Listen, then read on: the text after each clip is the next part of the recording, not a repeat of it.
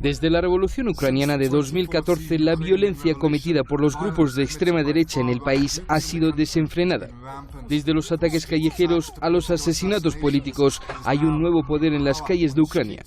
En este episodio de Infocus exponemos los peligros de esta amenaza de extrema derecha que ahora crece en el borde de Europa. Y nos reunimos con algunos de sus líderes que están trabajando para crear un futuro muy diferente. Creemos que Ucrania debería convertirse en un Estado europeo normal, pero también creemos que debemos crear una sociedad civil activa que debería actuar como una especie de talibán cristiano, el cual resolverá los asuntos que no pueden ser resueltos por el Estado, por ejemplo, para luchar contra Rusia en su territorio.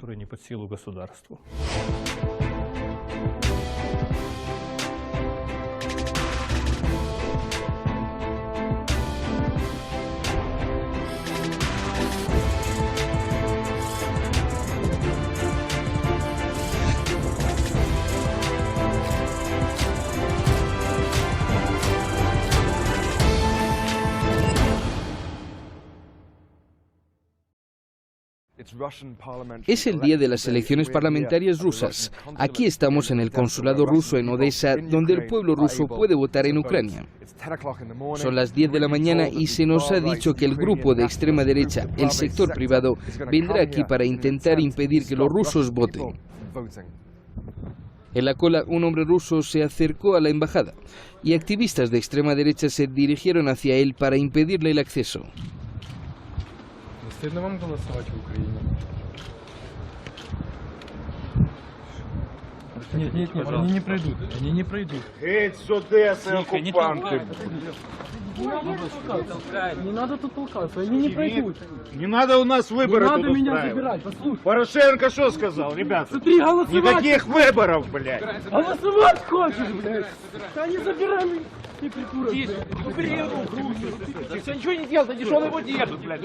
Durante toda la mañana ha habido una fuerte presencia de la policía y del ejército ucranianos en el consulado. La policía intervino y detuvo a uno de los activistas. Después de que el sospechoso fue metido en el coche, otros dos activistas golpearon el vehículo, lo que llevó a más peleas y algunos golpes.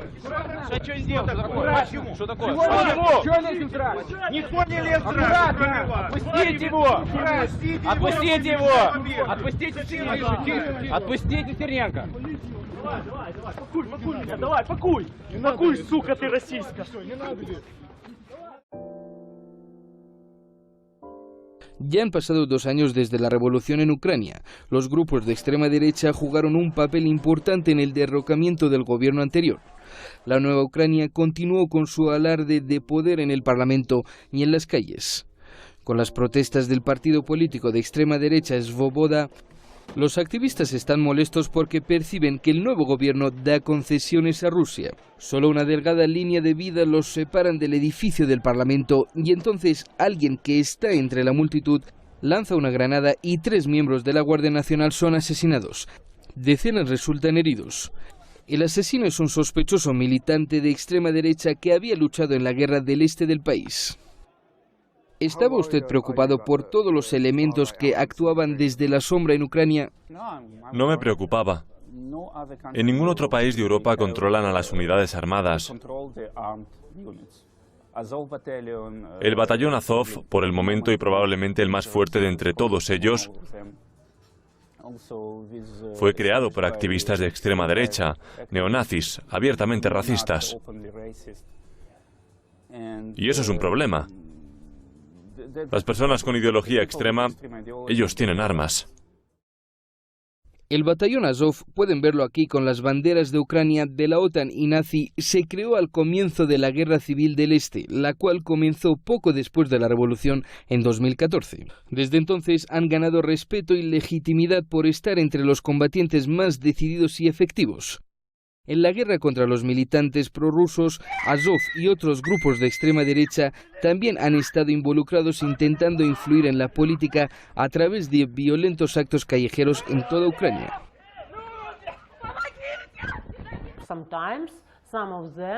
A veces algunos de ellos van a la cárcel, pero muchos otros por supuesto que no. Porque nuestro ministro, el señor Avakov, es el propietario del mayor de estos grupos, el batallón Azov. Azov fue creado por Arsen Avakov, ministro de Asuntos Internos, uno de los cargos más poderosos del gobierno. El actual comandante de Azov es Andriy Biletsky, miembro electo del Parlamento y líder de la Asamblea Socionacional, un grupo paraguas de partidos neofascistas en el Parlamento. Unos días antes de que llegáramos a Ucrania fue incendiada una estación de televisión. Según han informado recientemente, fue incendiada porque era rusa. Todavía no sabemos quién cometió el ataque, pero grupos de extrema derecha protestaron fuera del edificio ese mismo día. Este era nuestro departamento de noticias internacionales. Durante el ataque, 1 o 2 personas estaban trabajando aquí. Afortunadamente, se las arreglaron para poder escapar. Los atacantes gritaban ¡fuego! Antes de comenzar a lanzar las bombas incendiarias sobre las instalaciones para crear más pánico. Salpicaban las paredes con gasolina, luego las incendiaron. En unos pocos segundos todo estaba en llamas. Afortunadamente nadie murió en el ataque, aunque un miembro del personal todavía está en el hospital debido a la inhalación de humo. Cada ataque necesita de una excusa para los atacantes, ¿no es así? Y esta excusa fue inventada hace mucho tiempo. Poco antes del ataque, el ministro de Asuntos Internos publicó algunos comentarios negativos en su página de Facebook sobre Interchannel. Entonces sus ayudantes comenzaron a promover sus comentarios en las redes sociales. Todo fue a más. Posteriormente, sus compañeros del partido se unieron para extenderlo aún más. Todo comenzó tan solo 5 días antes del ataque y cada día fue volviéndose más y más urgente. Finalmente organizaron el Día de la Protesta Callejera y lo promovieron en Internet. Afirmaron que sería una protesta pacífica, pero eso es lo que dicen siempre para fingir que no tienen nada que ver con la violencia. Aquí se puede ver a los activistas de extrema derecha quemando neumáticos fuera del canal. Habíamos organizado una reunión en el centro de Kiev con el grupo que organizó la protesta. Conocimos a Dmytro Korchinsky, el líder de Bratstvo o la Hermandad.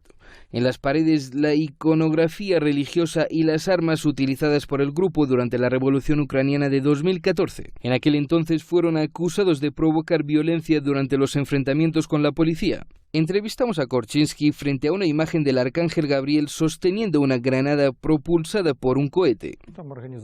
La mayoría de los manifestantes que estaban frente a Interchannel eran miembros de nuestra organización. Bloqueamos la entrada al edificio. Nos las arreglamos para cortar su difusión durante un día. Conseguimos que perdieran varios cientos de miles de dólares. Pero en el futuro hay todavía mucho trabajo por hacer. Korchinsky nos dijo que se dirigían al canal porque estaban acusados de promover la propaganda rusa. Consideramos que el ataque ocurrió porque nosotros, como canal, cubrimos más noticias de corrupción del gobierno que otros canales. No solo la corrupción que hay en el interior de los partidos políticos, sino también con respecto a la guerra con el comercio ilegal de todo tipo de cosas, incluidas las mochilas del ejército. Nosotros mostramos el video en el que el hijo del ministro de Asuntos Internos negoció el trato de las falsas mochilas para nuestros soldados. Alexander nos dice que después de que el canal fue incendiado, el ministro del Interior Arsen Avakov incluso pulsó el botón like debajo de la historia en Facebook. Le pregunté a Korchinsky si su organización tenía algo que ver con la bomba incendiaria. Creo que es una pregunta difícil porque formalmente la investigación continúa, pero hasta ahora la versión más creíble para los sectores más patrióticos de la sociedad es que Interchannel quemó su propio edificio. Es difícil estar seguro de quienes bombardearon el canal y por qué. Para muchos, incluyendo la abogada criminal Tatiana Montian, el problema no son los grupos de extrema derecha, sino los oligarcas que ahora tienen el poder en Ucrania. Hay muchos oligarcas y políticos que están preparados para utilizar a jóvenes idiotas para sus objetivos.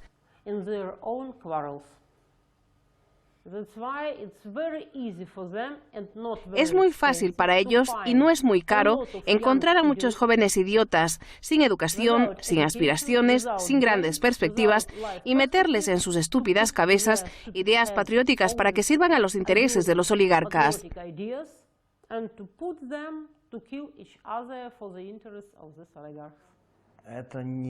No son nacionalistas ni radicales. Yo mismo soy un político de tipo nacionalista y también estoy dispuesto a hacer todo lo posible por defender a mi país y su soberanía. Ni siquiera son personas con opiniones radicales, son personas que simplemente son pagadas. Así es como se ganan la vida. Solo utilizan el radicalismo o la política para cubrir sus trucos sucios. Son solo contratistas y nada más. ¿Qué sucedió en Interchannel? Nadie fue castigado. Las personas que fueron detenidas en el país fueron puestas en libertad rápidamente. Y es por esto que sospechamos que el ministro del Interior está detrás de este ataque contra Interchannel. Ok, sí. La policía arrestó a 8 personas en el ataque.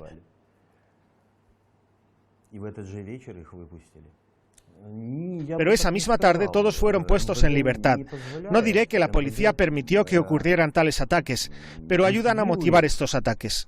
Apoyan a los atacantes y les muestran hasta dónde se les permitirá ir. En las elecciones, estos grupos de extrema derecha actuaron muy mal. Su poder proviene del terror que son capaces de imponer en las calles. Durante nuestra entrevista, Korczynski recibió una llamada telefónica. Bueno, diles que deberían convertirse en una estación de radio que solo use el idioma ucraniano. Si empiezan a hablar de nuevo, diles que tienes a la gente adecuada aquí. Casi todos los días Bratstvo está involucrado en acciones. Protestas fuera de los canales de televisión, amenazando a periodistas, presionando a las empresas. Sí, ejercemos presión en las estaciones de radio prorrusas. Esta estación particular promueve la cultura rusa y emite canciones y bailes de los separatistas todo el tiempo. Esto es, esencialmente, promover la propaganda y la cultura rusas aquí en Ucrania. Así que tiene que ser destruida. Le pregunté qué hacen cuando encuentran a un presunto proseparatista ruso. Normalmente tenemos una reunión con ellos primero. Entonces lo que hacemos después es golpearles, quemarles o dispararles. Por ejemplo, unos pocos agentes pro-Moscú han sido fusilados. Por desgracia, los patriotas que han cometido estos actos están siendo perseguidos por la policía. Por lo general, lo que hacemos es presionarles físicamente. Primero te asustan, entonces empiezan a amenazarte y después te dicen que te quemarán. Luego vienen y queman tu propiedad. Muchos periodistas locales renuncian en estos días. No puedo juzgarlos. Ellos renuncian porque es demasiado duro. No se sienten seguros y sus familias son puestas en peligro. Desde mi punto de vista, esto estaría justificado en todos los países. Si el país está en estado de guerra y tienes a los enemigos que viven en tu país, probablemente tengas que matarlos, ¿verdad? Y no hay diferencia entre el enemigo encontrado en la línea de frente y los encontrados en cualquier otro lugar.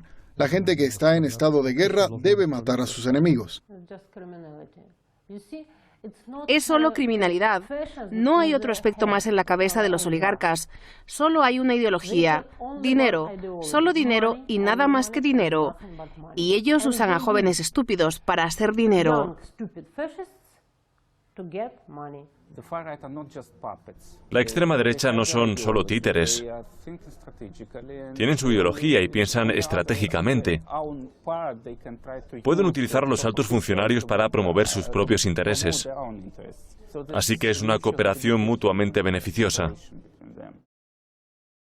Tal vez lo más preocupante de todo sea que Dmytro Korczynski esté abierto a respetar a los grupos armados y terroristas de todo el mundo, y sobre su creencia de que no solo los gobiernos deben ser autorizados a hacer la guerra. Creemos que Ucrania debería convertirse en un Estado europeo normal. Pero también creemos que debemos crear una sociedad civil activa que debería actuar como una especie de talibán cristiano, el cual resolverá los asuntos que no pueden ser resueltos por el Estado, por ejemplo, para luchar contra Rusia en su territorio.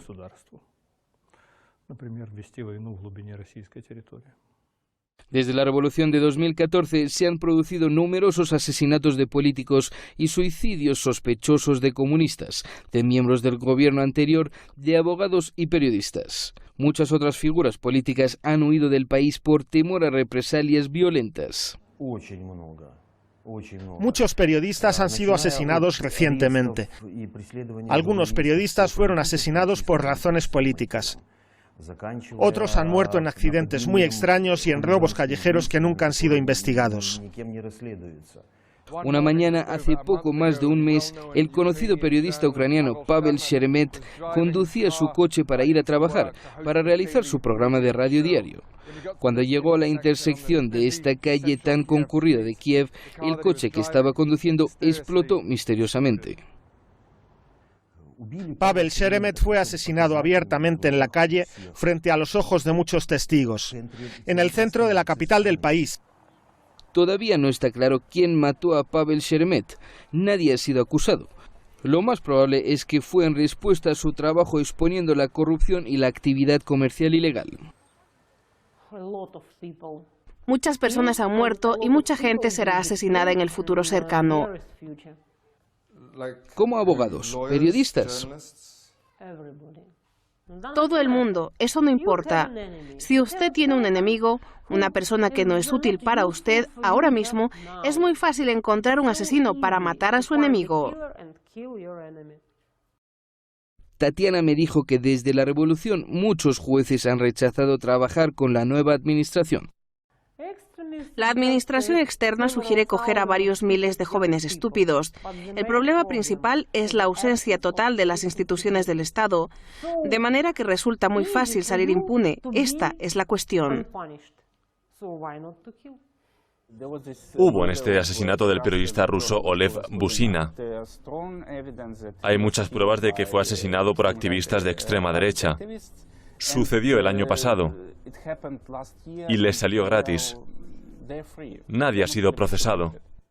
Olev Busina fue tiroteado 4 veces en la cabeza y en el pecho cerca de su casa en Kiev. El gobierno anunció que los sospechosos eran activistas y que huyeron después del asesinato. Incluso si viola la ley tiene que ser procesado por procedimientos legales. No puedes matarlo. Pero en el pueblo ucraniano esto no funciona. Ellos dicen que así es la guerra y que si no estás con nosotros, estás en contra de nosotros. En la parte más al este que se puede viajar en Ucrania, lo más cerca de la guerra, los grupos de extrema derecha llegan a ser más activos. En este coche hay activistas rusos que conducen por la ciudad de Zaporizhia en 2014.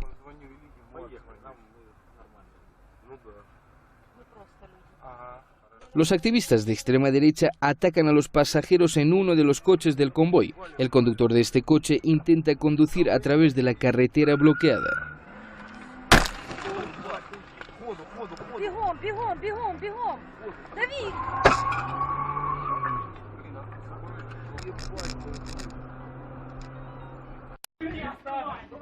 Este escalofriante vídeo, también a partir de 2014, muestra a un presunto militante de extrema derecha con una máscara negra que intenta secuestrar a un activista antigobierno a plena luz del día al final de una manifestación.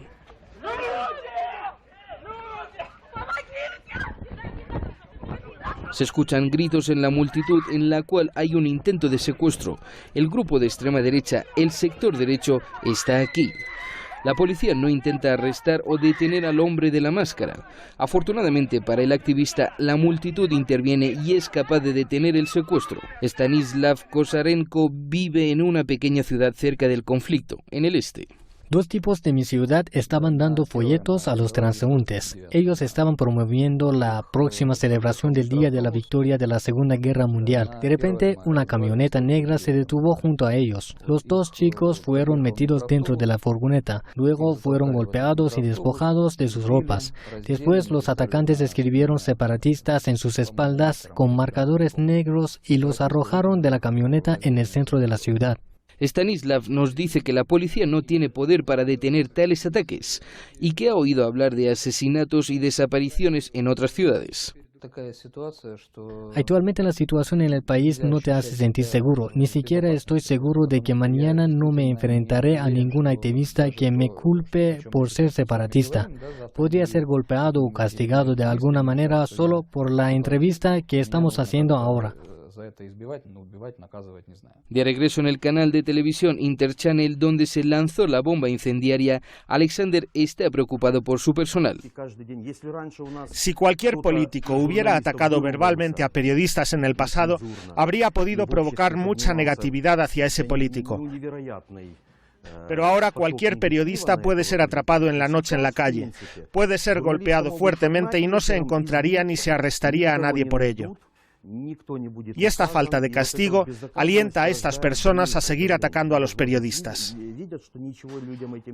Desafortunadamente, nuestro país sigue siendo muy débil. Por eso la sociedad tiene que hacer esto también. Hola. ¿Sí? ¿Cerraron la puerta desde dentro? Bien, no es una manera efectiva. Diles que no están siendo razonables y que volverás mañana. Desde la revolución, la economía de Ucrania ha caído.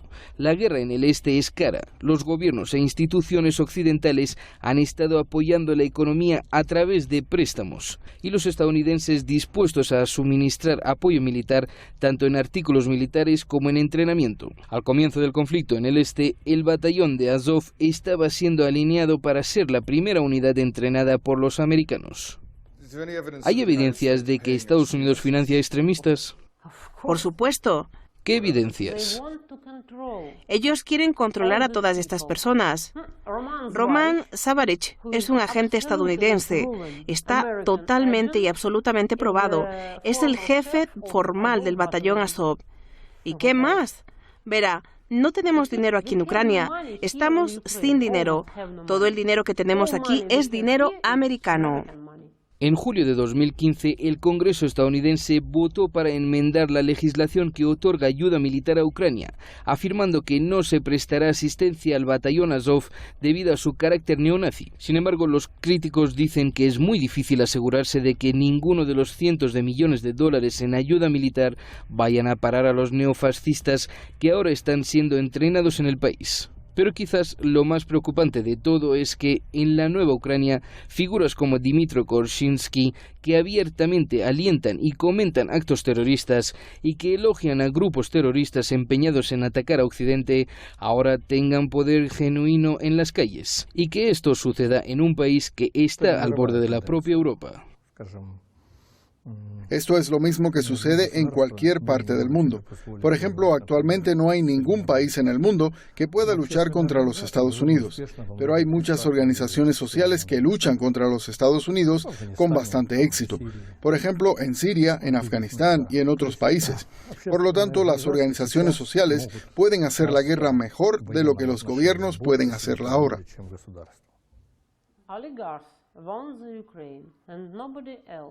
Los oligarcas dirigen Ucrania, nadie más.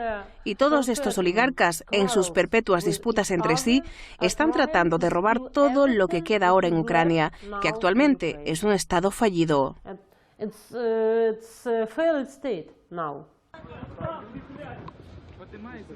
Поліцейські України захищають російське консульство, уроди ви!